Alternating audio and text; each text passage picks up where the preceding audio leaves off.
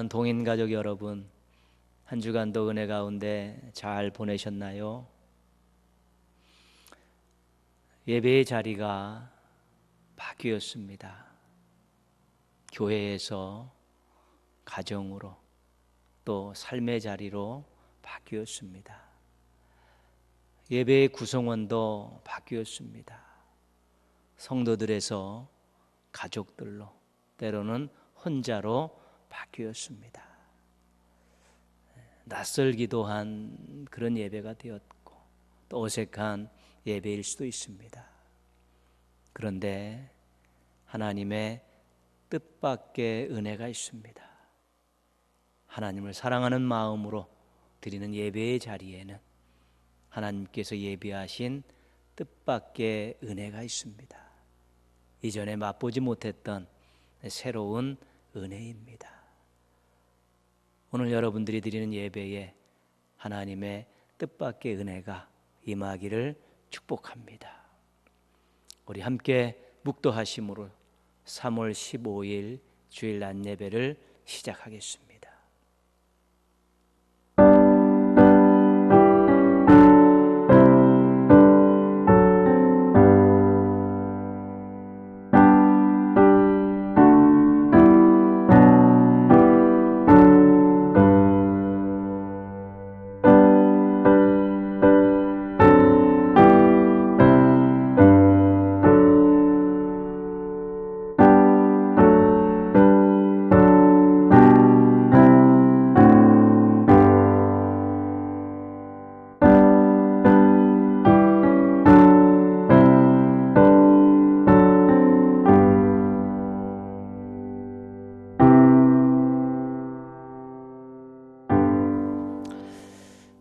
하나님 아버지, 거룩한 주일 예배의 자리에 있게 해주셔서 감사합니다.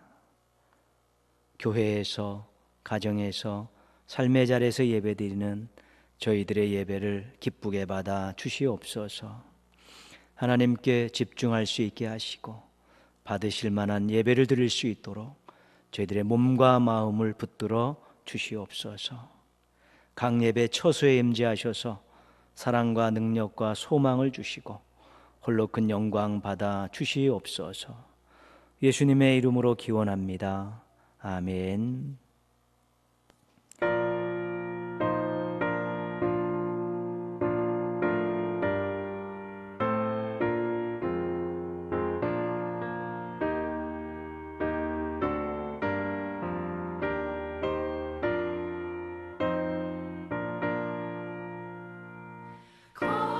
거룩한 주님께 예배를 드리세.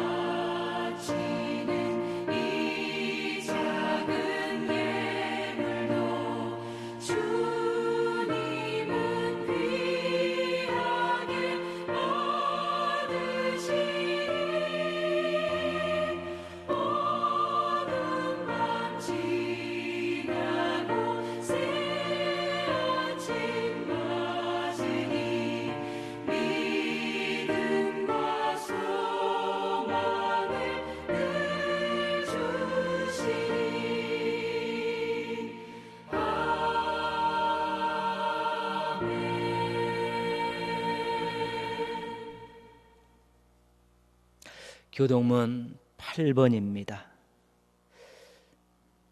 교동문 8번 시편 14편 말씀 함께 교독하겠습니다. 어리석은 자는 그의 마음에 이르기를 하나님이 없다 하는도다.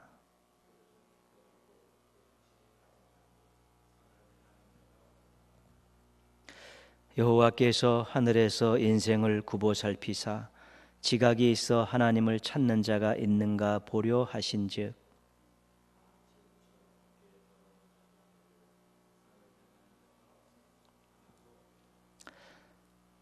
죄악을 행하는 자는 다 무지하냐. 그들이 떡 먹듯이 내 백성을 먹으면서 여호와를 부르지 아니하는도다.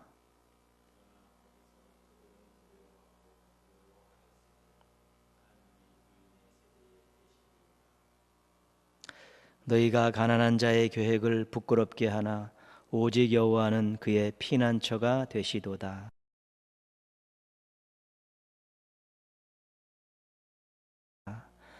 여호와께서 그의 백성을 포로된 곳에서 돌이키실 때에 야곱이 즐거워하고 이스라엘이 기뻐하리로다. 아멘. 신앙 고백하시겠습니다. 나는 전능하신 아버지 하나님, 천지의 창조주를 믿습니다. 나는 그의 유일하신 아들 우리 주 예수 그리스도를 믿습니다. 그는 성령으로 잉태되어 동정녀 마리아에게서 나시고 본디오 빌라도에게 고난을 받아 십자가에 못 박혀 죽으시고 장사된 지 사흘 만에 죽은 자 가운데서 다시 살아나셨으며 하늘에 오르시어 전능하신 아버지 하나님 우편에 앉아 계시다가 거기로부터 살아있는 자와 죽은 자를 심판하러 오십니다. 나는 성령을 믿으며 거룩한 공교회와 성도의 교제와 죄를 용서받는 것과 몸의 부활과 영생을 믿습니다. 아멘.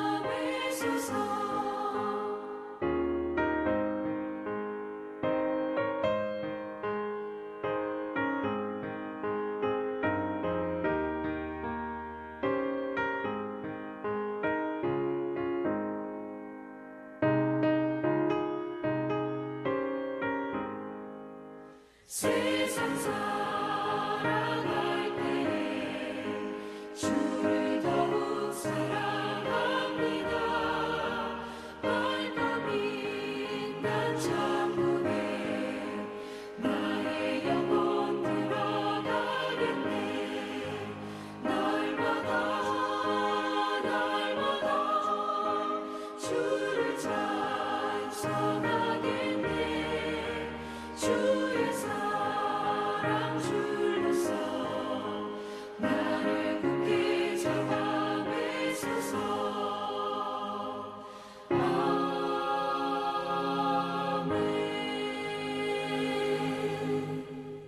천지 만물의 주인이 되시며 능력으로 다스리시는 거룩하신 하나님 아버지,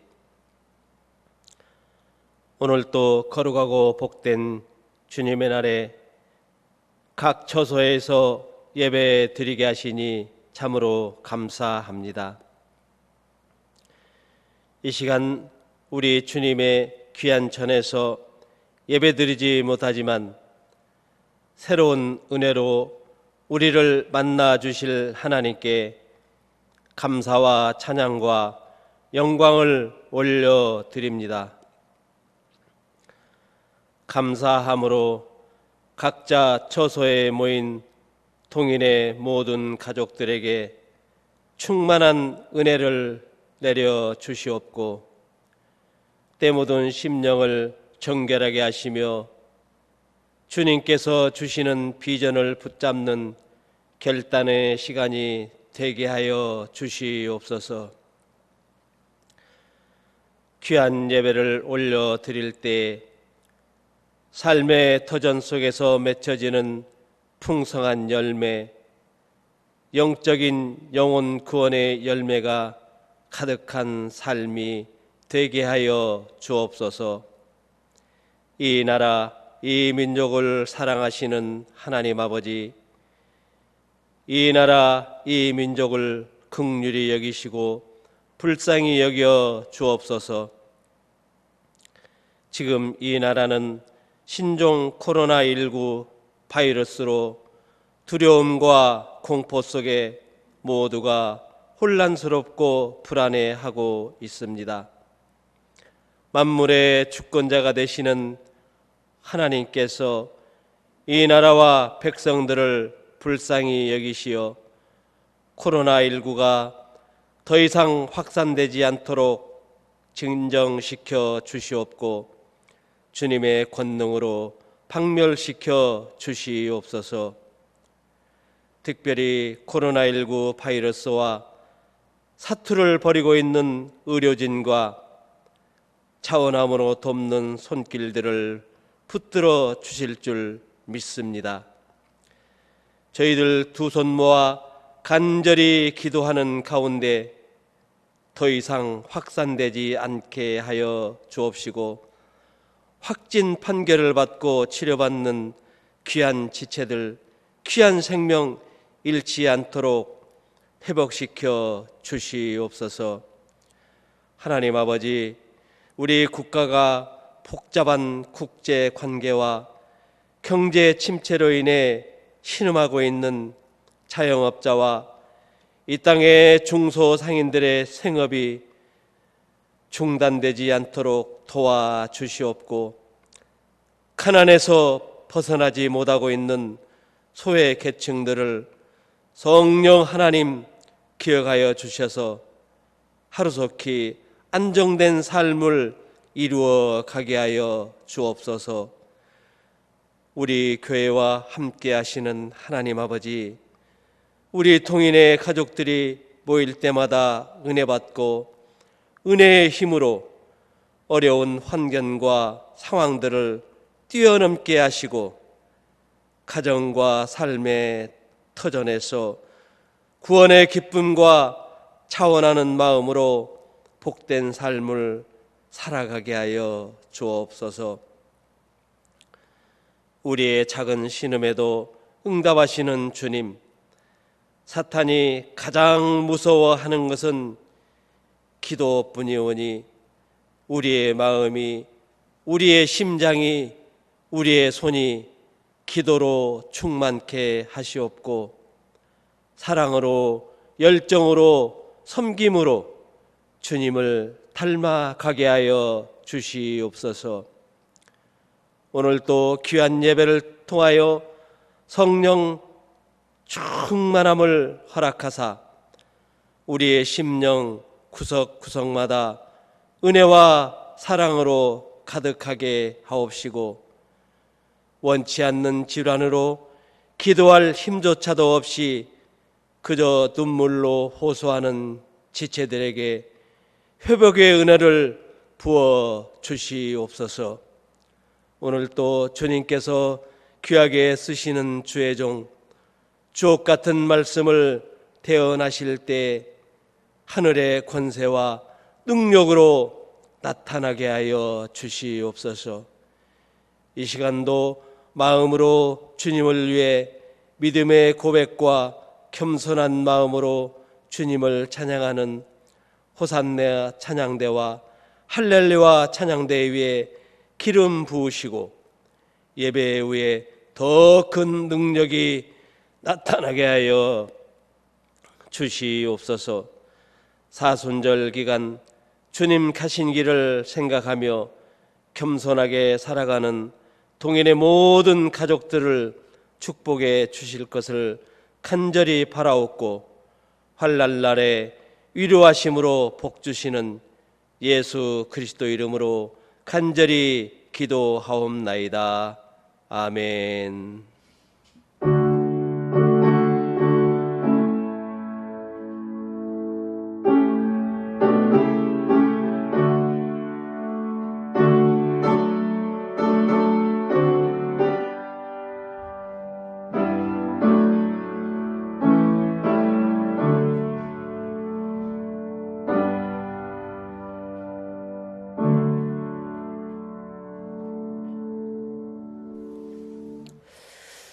하나님께서 오늘 우리들에게 주신 말씀은 신약성경 마태복음 22장 34절에서 40절까지 말씀입니다.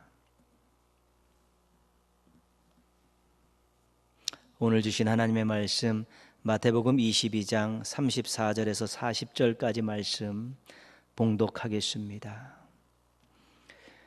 예수께서 사두개인들로 대답할 수 없게 하셨다 함을 바리새인들이 듣고 모였는데 그 중에 한 율법사가 예수를 시험하여 묻되 선생님, 율법 중에서 어느 계명이 크니이까? 예수께서 이르시되 내 마음을 다하고 목숨을 다하고 뜻을 다하여 주 너의 하나님을 사랑하라 하셨으니 이것이 크고 첫째 되는 계명이요 둘째도 그와 같으니 내 이웃을 내 자신같이 사랑하라 하셨으니 이 두 계명이 온 율법과 선지자의 강령이니라. 아멘.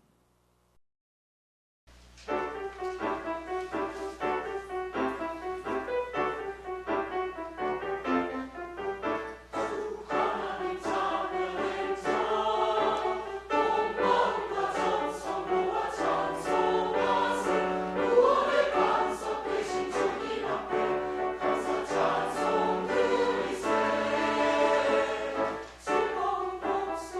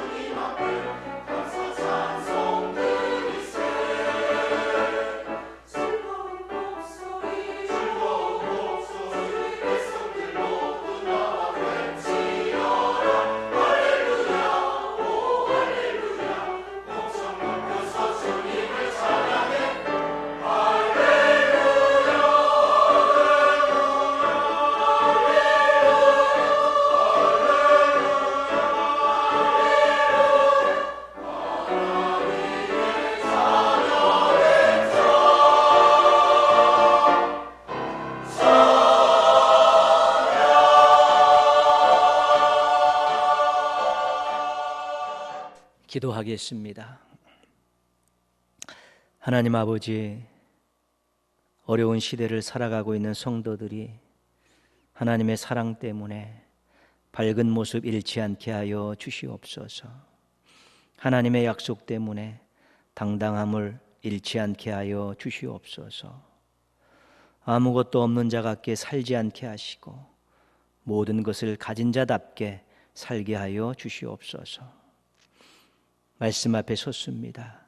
말씀의 단맛을 알게 하시고 말씀의 능력을 경험하게 하여 주시옵소서. 말씀에 붙들려 사는 행복하고 당찬 신앙인들 되게 하여 주시옵소서. 예수님의 이름으로 기도합니다. 아멘. 예배의 자리에서 하나님을 사랑하는 마음으로 또 예배를 드리는 동행의 모든 가족들에게 하나님의 크신 은혜와 또 사랑과 말씀이 임하기를 주님의 이름으로 축복합니다. 어린 시절 한 번쯤은 받아봤을 인생 최고의 어려운 질문이 있습니다. 아빠가 좋으냐, 엄마가 좋으냐? 이 질문을 하는 부모님이나 어른들은 아이들의 대답을 듣고 어떤 조치를 취하겠다는 것이 아닙니다. 이 질문을 받고 난감해하는 그런 아이들을 바라보면서 웃자고 하는 그런 질문입니다. 드라마에서 나올 법한 그런 일인데요. 실제 생활에서도 있는 일입니다. 아들이 결혼하겠다고 또 여자를 데리고 왔습니다. 근데 엄마 마음에 들지 않습니다. 여러 가지 많은 조건들이 전혀 허락할 수 없다는 것이지요. 그때 엄마가 질문합니다. 엄마냐, 그 여자냐? 선택하라는 것이지요. 자신이 원하는 대답을 하지 않으면 모자간의 인연을 끊겠다는 그런 협박성의 질문입니다. 예수님도 공생의 기간 동안에 많은 질문을 받았습니다. 유대 지도자들이 질문 공세를 퍼부었기 때문입니다. 요한복음 8장에 보면 바리새인들이 간음한 여인을 붙잡아 옵니다. 그리고 예수님 앞에 군중들 가운데 세워놓습니다. 그리고 예수님께 묻습니다. 이 여인을 돌로 쳐 죽일까요? 아니면 그냥 보낼까요? 마가복음 12장에 보면 바리새인과 헤롯 당들이 사람들을 보내서 예수님께 질문을 합니다. 가이사에게 세를 바치는 것이 옳은 일입니까? 아닙니까? 이들이 던졌던, 예수님께 퍼부었던 이 질문은 예수님의 권위를 무너뜨리고 대중들에게서 얻는 지지도를 떨어뜨리기 위한 음모가 숨겨져 있는 그런 질문들입니다.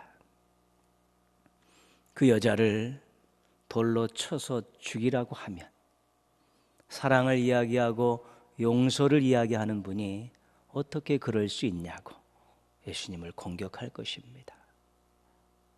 그냥 보내라고 하면 어떻게 율법을, 하나님의 말씀을 어길 수 있냐고 죄인으로 몰아갈 것입니다. 가이사에게 세금을 바치지 말라고 하면 로마의 반역자로 고발할 것이고, 가이사에게 세를 바치라고 하면 매국노라고 몰아붙일 것입니다. 어떤 대답을 하든지 공격이 준비되어 있는 그런 음해성의 질문입니다. 너희 중에 죄 없는 자가 먼저 돌로 치라. 가이사의 것은 가이사에게, 하나님의 것은 하나님께 바치라. 예수님께서 어떤 하나를 선택하지 않는 그런 대답을 통해서 그들의 음모를 꺾으시고 또 지혜로운 대답을 통해서 더 높은 권위를, 지지도를 얻게 된 것입니다. 예수님은 그런 분이십니다. 오늘 우리가 읽었던 이 본문의 말씀에도 질문을 받으시는 또 예수님의 모습이 나옵니다. 율법사가 예수님께 묻습니다. 36절 말씀입니다. 선생님, 율법 중에서 어느 계명이 크니이까? 이전의 질문들이 두 가지 중에서 한 가지를 선택하라는 그런 객관식성의 그런 질문이었는데, 이 질문은 여러 가지 계명들 가운데에서 가장 큰 계명 한 가지를 이야기하라는 그런 주관식과 같은 그런 질문입니다. 어떤 대답을 하든지 공격할 여지가 아주 많은 그런 질문입니다. 그런데 예수님의 대답을 보면 역시 이 질문도 두 가지 중에 한 가지를 선택해야 하는 그런 질문입니다.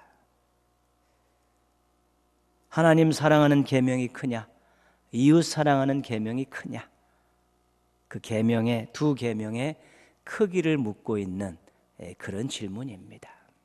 예수님께서 어떻게 대답하셨는가? 37절에서 39절까지 확인할 수 있습니다. 내 마음을 다하고 목숨을 다하고 뜻을 다하여 주 너의 하나님을 사랑하라 하셨으니 이것이 크고 첫째 되는 계명이요 둘째는 그와 같으니 내 이웃을 내 자신같이 사랑하라 하셨으니. 하나님 사랑과 이웃 사랑을, 그 크기를 묻고 있다는 것 우리가 확인할 수 있습니다. 마음을 다하고 목숨을 다하고 뜻을 다하여 하나님을 사랑하는 것이 큰 계명이라는 것입니다.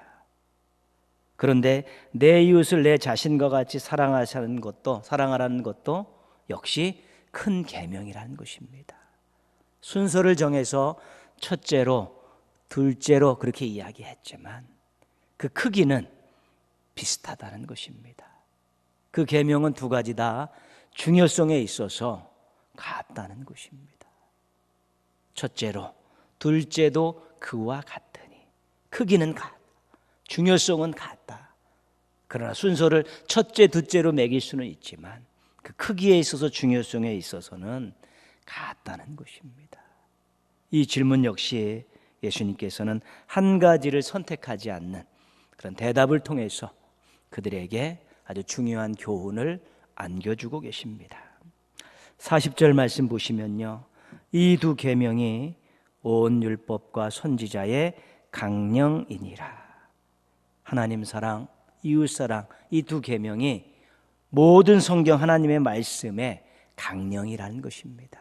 이 강령은 어떤 단체의 기본 입장, 방침, 규범입니다. 그 단체의 목적, 성격, 활동 등을 지탱하고 있는 근간입니다. 그래서 걸개로 이해하면 좋습니다. 벽에 걸려있는 못, 벽에 못을 박아놓고 아니면 어떤 걸개를 걸어놓고 거기다가 소쿠리라든가 어떤 그릇을 걸어놓으면 그 못이 빠지는 순간에 그 걸려있는 모든 것들이 전부 무너지는 것입니다. 그래서 하나님 사랑과 이웃 사랑이 이 걸개, 못이고 거기에 하나님의 말씀이 다 걸려있는 것입니다. 이 말씀은 하나님 사랑과 이웃 사랑의 관점을 가지고 하나님의 말씀을 해석해야 된다는 것입니다. 하나님의 말씀에 순종하게 될 때, 하나님 뜻대로 살고자 할 때 하나님 사랑과 이웃 사랑의 그런 귀한 관점을 가지고 행동을 해야 된다는 것입니다. 여러분, 하나님 사랑하십니까? 또한 여러분 주변에 있는 나 외의 다른 이웃들을 사랑하십니까? 마음과 목숨과 뜻을 다하여 하나님을 사랑하라는 말씀과 내 이웃을 내 자신과 같이 사랑하라는 말씀은 사랑이 감정이 아니라 행동이라는 것을 강조하고 있는 것입니다. 마음과 목숨과 뜻, 이것은 자신을 헌신하는 것입니다. 삶의 자리에서 자신의 모든 것을 다 바칠 수 있는 헌신, 행동을 전제하고 있는 것이고요. 내 이웃을 내 자신과 같이 사랑하라. 자신을 사랑하기 위해서 어떠한 일도 할 수 있고 모든 일을 다 동원할 수 있는 것들을 우리가 인정할 때 이웃을 사랑하는 것이 감정이 아니라 행동이라는 것을 우리가 알 수 있게 되는 것입니다. 결국 이 두 계명은 삶의 자리에서 모든 것을 다 바쳐 하나님의 뜻을 이루려고 노력하고 정말 이웃과 더불어 살아가는 그런 삶을 우리들에게 가르쳐주고 있습니다. 율법은 하나님 말씀 전체를 의미하는 것이죠. 그러나 성경에 나와 있는 율법은 실은 모세오경을 가르치는 것입니다. 창세기, 출애굽기, 레위기, 민수기, 신명기입니다. 이 율법 모세오경을 요약한 것이 십계명입니다. 그리고 이 십계명을 예수님께서 또 압축적으로 요약해 놓은 것이 오늘 읽었던 우리 본문 말씀입니다. 십계명은 우리가 잘 알고 있듯이 1계명부터 4계명까지는 하나님 사랑, 5계명에서 10계명까지는 이웃 사랑. 그렇기 때문에 예수님께서 그렇게 하나님 사랑과 이웃 사랑으로 마음과 목숨과 뜻을 다하여 하나님을 사랑하고 내 이웃을 내 자신과 같이 사랑하라고 압축 요약해 놓으신 것입니다. 하나님 사랑의 중요한 내용 앞부분 1, 2, 3계명에 다 들어가 있고요. 이웃사랑의 첫 번째 계명은 5계명, 내 부모를 공경하라. 이거 시작입니다. 그래서 하나님 부모님은 그 존재와 권위와 뜻을 존중하고 훼손하지 말라는 것입니다. 하나님에 있어서 우리 아버지 되신 하나님의 그 존재와 권위와 뜻을 절대로 훼손하지 말고 존중하라는 것이고, 이 땅에 있는 부모님에 대해서 그분의 존재와 권위와 뜻에 대해서 절대로 훼손하지 말고 존중해 드리라는 것이 아주 중요한 십계명의 핵심적인 내용입니다. 그리고 6계명부터 10계명까지 이웃사랑에 대한 개념은 이웃의 권리를 빼앗지 말라는 것입니다. 이웃의 권리를 존중하라는 것입니다. 그들의 생명, 그들의 재산, 그들의 가정, 그들의 몸, 그들이 가지고 있는 권리를 훼손하지 말고 존중히 여기라는 것이 이웃사랑의 아주 핵심적인 그런 내용입니다. 그런데 하나님 사랑과 이웃사랑에 이 충돌이 일어날 때가 있습니다. 어떤 사안에 있어서 어떤 것을 먼저 해야 되는가, 이런 갈등과 고민들이 있는 것이지요. 예수님께서 그것 때문에 많이 부딪히셨습니다. 안식일 날 병든 자들을 고치십니다. 유대 지도자들이 와서 왜 그러냐고 예수님을 율법을 어겼다고 몰아붙입니다. 예수님은 안식일 날이지만 생명을 살리고 사람들에게 행복을 안겨다주는 일을 하는 것은 하나님의 뜻이기 때문에 이런 것들이 당연하다고 주장하는 것이고요. 유대 지도자들은 안식일 하나님이 일하지 말라 하셨으니까 일하지 않는 것이 하나님의 뜻이라고 주장하면서 죄인으로 몰고 있는 것입니다. 예수님은 예수님대로 이것이 하나님의 사랑이라고, 이것이 하나님을 사랑하는 것이라고, 유대자들 자기 뜻대로 또 율법을 지키는 것, 일하지 않는 것이 하나님을 사랑하는 것이다라고 그렇게 자기들의 신앙들을 주장하는 것이지요. 예수님께서 하신 유명한 말씀 있지 않습니까? 사람이 안식일을 위하여 있는 것이 아니라 안식일이 사람을 위하여 있는 것이다.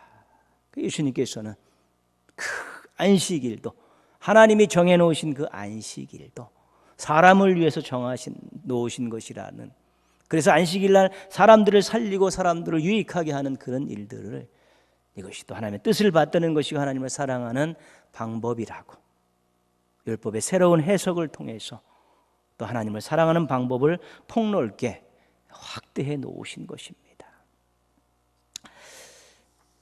우리 교회 출신이고 또 교역자로 심우했던 그 신명희 목사님께서 한일 장신대에서 논문을 쓰셔서 구약학 박사 학위를 취득하셨습니다.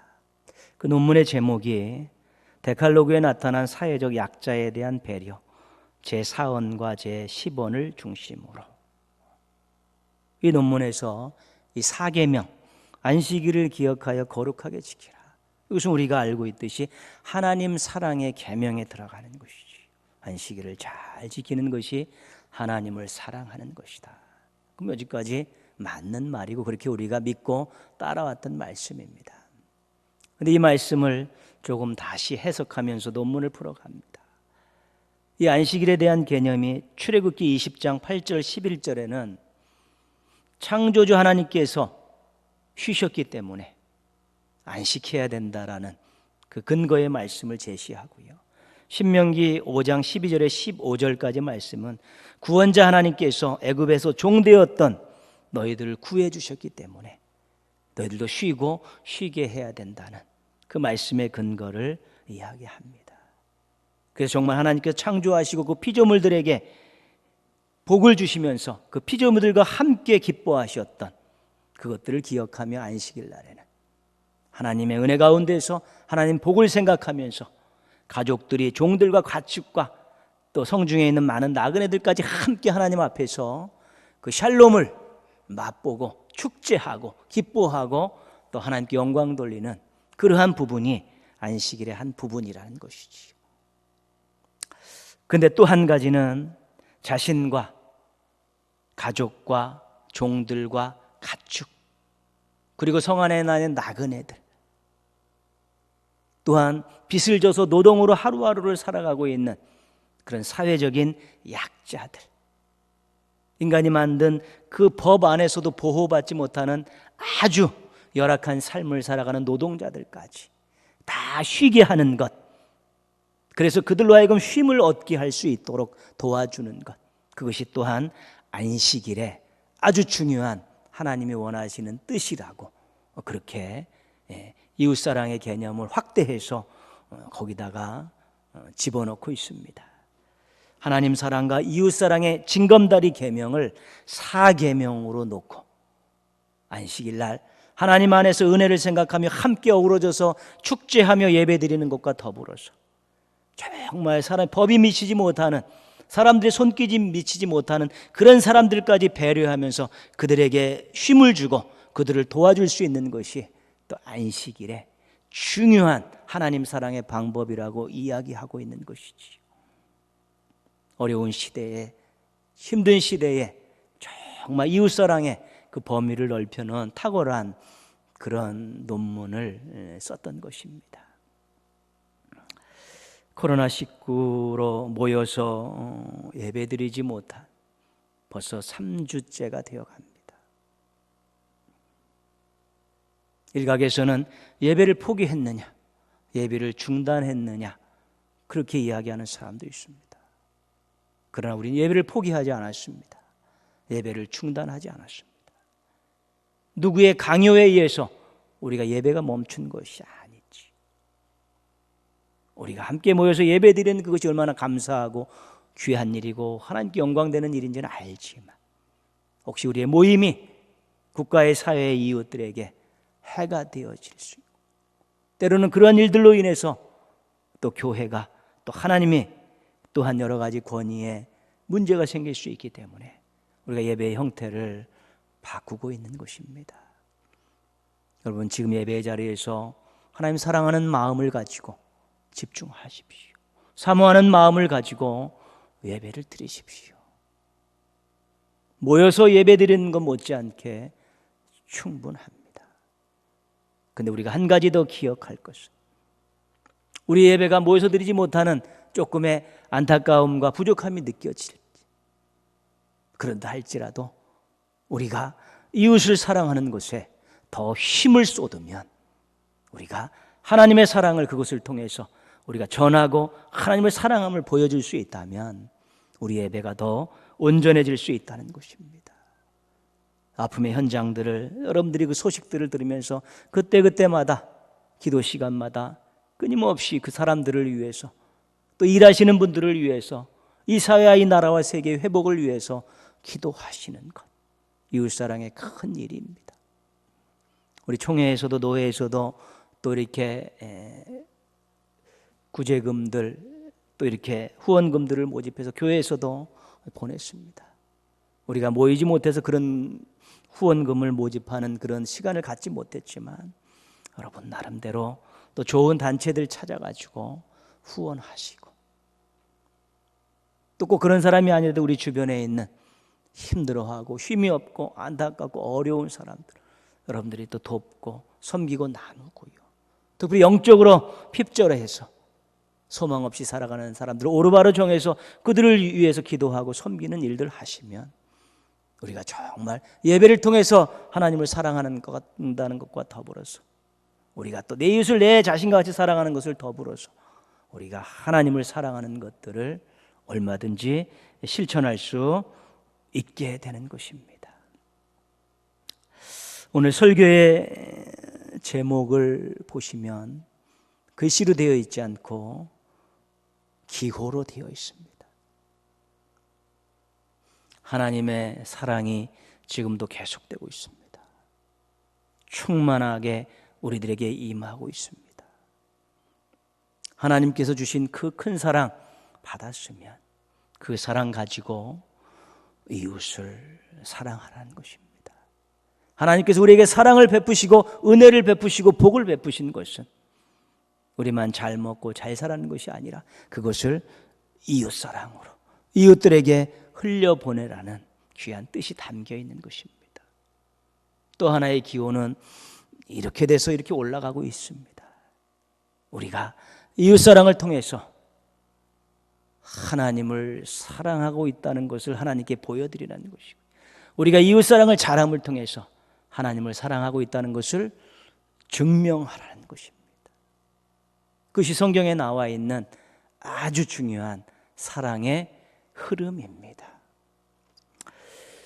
요한일서 4장 20절 말씀입니다. 누구든지 하나님을 사랑하노라 하고 그 형제를 미워하면 이는 거짓말하는 자니 보는 바 그 형제를 사랑하지 아니하는 자는 보지 못하는 바 하나님을 사랑할 수 없느니라. 수평사랑을 잘하지 못하면 하나님께 사랑받았음을 인정하지 않는 것입니다. 수평사랑, 이웃사랑을 잘하지 못하면 하나님을 사랑하고 있다는 것들을 하나님께 보여드릴 수 없고 하나님을 사랑하고 있다는 것을 증명할 수 없다는 것입니다. 우리가 하나님을 사랑함에는 변함이 없으실 것입니다. 생각으로도 마음으로도 예배를 통해서도 하나님의 뜻 순종함을 통해서 하나님을 사랑하려고 노력하고 지금도 사랑하고 계실 것입니다. 그러나 우리가 정말 받은 사랑을 이웃들에게 흘려보내고 또 그 이웃들을 사랑함을 통해서 하나님 제가 하나님을 사랑합니다.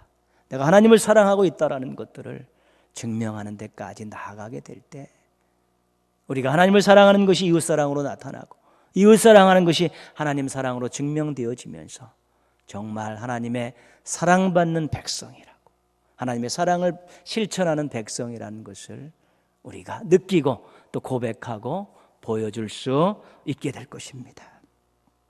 어려운 때입니다. 힘든 때입니다. 우리가 하나님을 사랑하는 마음이 식어지지 않도록 우리가 예배의 초소가 다르고 좀 삶의 행동 반경이 적어졌지만 그래도 끊임없이 하나님 사랑하는 마음을 가지고 예배에 집중하시고 뜻대로 살려고 노력하십시오. 그리고 힘들고 어려운 이웃들을 바라보면서 우리가 어떤 형태로든지 자기의 마음과 뜻과 가진 것들 건강 가지고 잘 사랑하는 그런 삶들을 살아가게 될 때 정말로 우리는 이 어려운 때도 보석같이 빛나는 그 사랑을 경험하고 사랑을 나누어주는 멋지고 아름다운 인생이 되어질 수 있게 될 것입니다. 영상 하나 보겠습니다.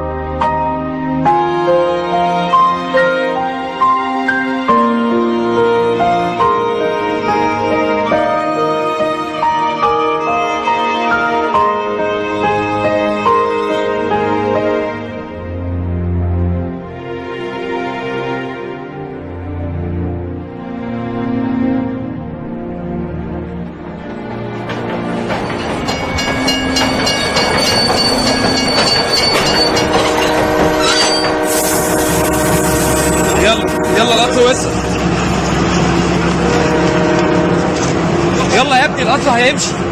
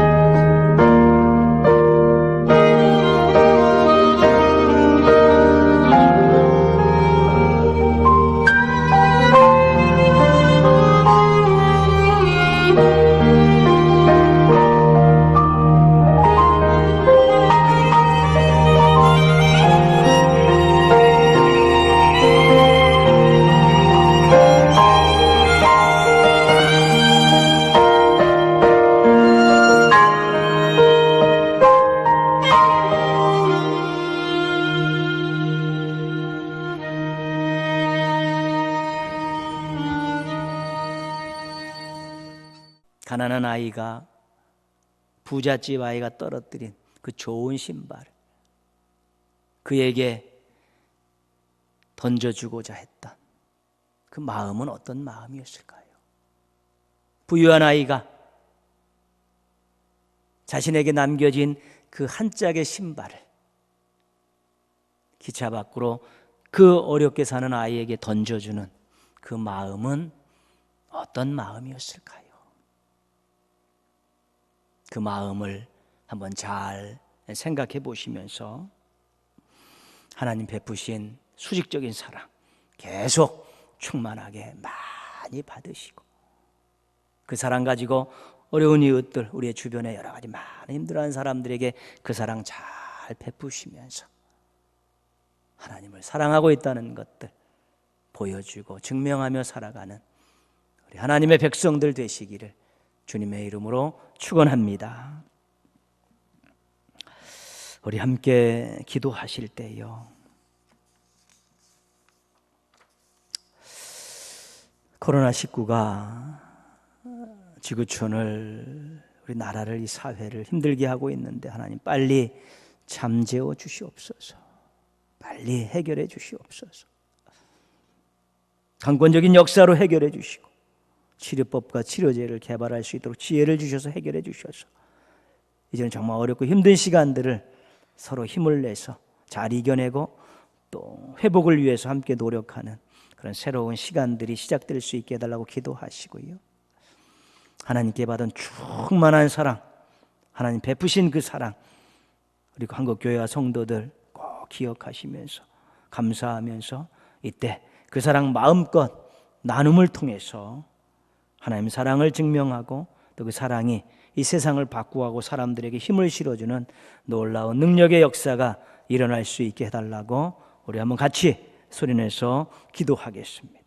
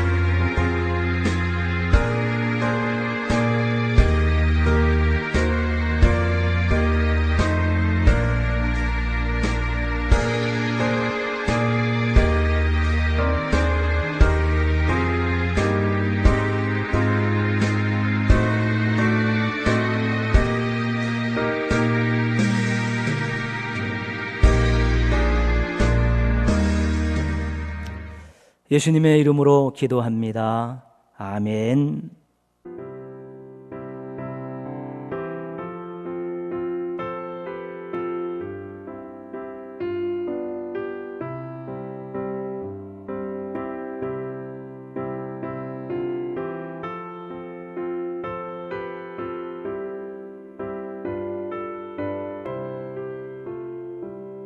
내 너를 위하여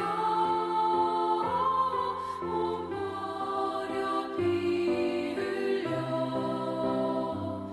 내 죄를 속하여 살 길을 주었다.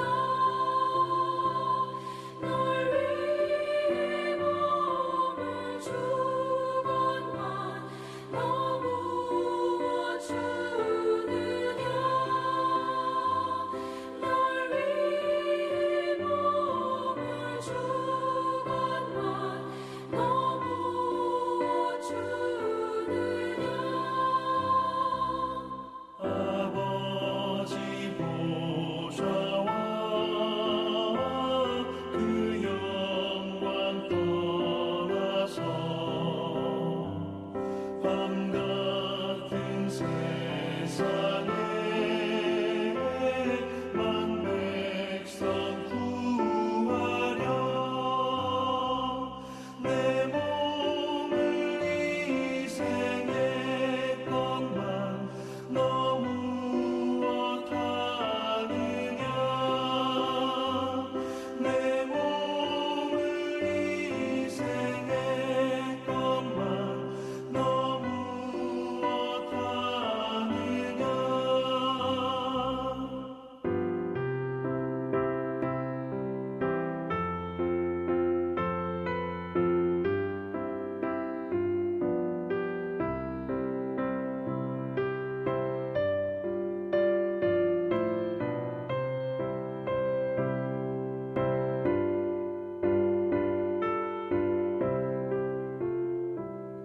죄 중에 빠져서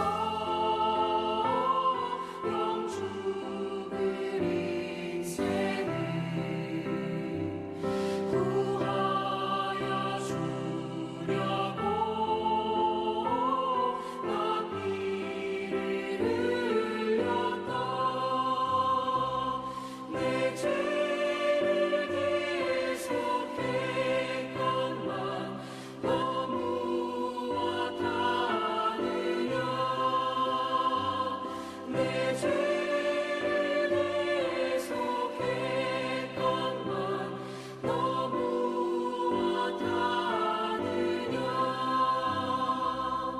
한없는 용서와 참 사랑 가지고 세상에 내려와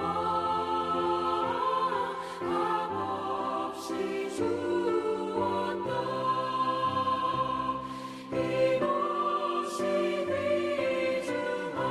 귀중하건만 너 무엇 주느냐. 이것이 귀중하건만 너 무엇 주느냐.